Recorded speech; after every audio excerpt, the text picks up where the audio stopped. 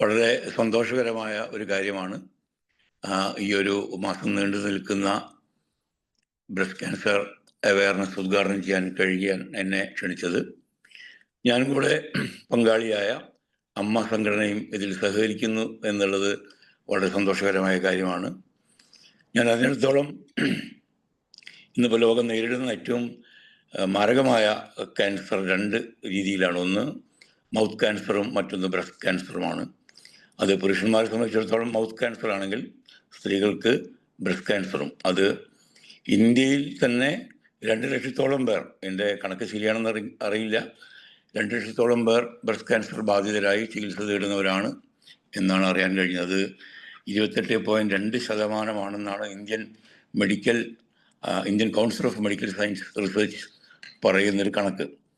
അത് പ്രധാനമായും എൻ്റെ അറിവ് പ്രകാരം സൗത്ത് ഇന്ത്യയിലാണ് ഏറ്റവും കൂടുതലായിട്ട് കാണുന്നത്. അതിൽ തന്നെ കേരളം 45.7% കേരളത്തിൻ്റെ ബ്രസ്റ്റ് ക്യാൻസർ റേറ്റ്. പിന്നെ തൊട്ടടുത്ത് കർണാടക, അത് കഴിഞ്ഞ് ആന്ധ്രാപ്രദേശ്, പിന്നെ പഞ്ചാബിലാണ് അതേ റേറ്റിന് വരുന്നത്. പക്ഷേ കേരളത്തിൽ ഇത്രമാത്രം ബ്രസ്റ്റ് ക്യാൻസർ പേഷ്യൻസുകളുടെ വിവരം നമ്മൾ വളരെ ഞെട്ടലോടുകൂടിയാണ് മനസ്സിലാക്കുന്നത്. മാത്രമല്ല, അത് അധികവും 40 വയസ്സിൽ താഴെയുള്ളവർക്കാണ് അത് കൂടുതലായി കാണപ്പെടുന്നത് എന്നുള്ളതാണ്.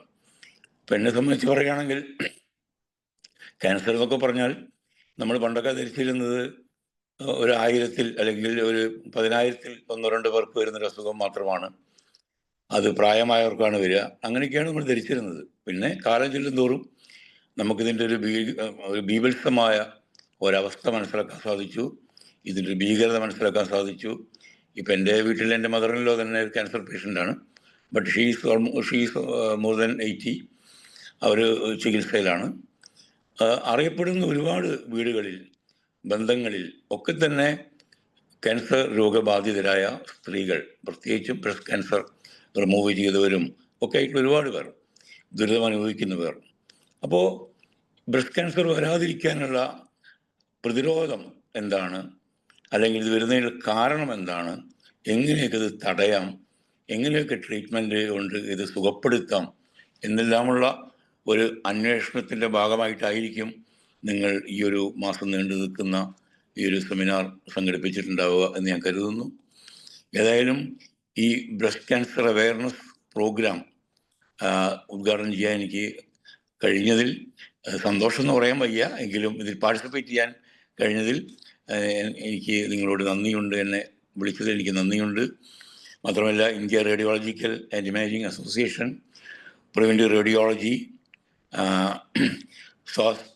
സ്വസ്ത് ഫൗണ്ടേഷൻ, പിന്നെ അമ്മ, ഈ സംഘടനകൾ ചേർന്ന് നടത്തുന്ന ഈ ബ്രസ്റ്റ് ക്യാൻസർ അവയർനെസ് വലിയൊരു വിജയമാകട്ടെ എന്ന് ആശംസിക്കുന്നു.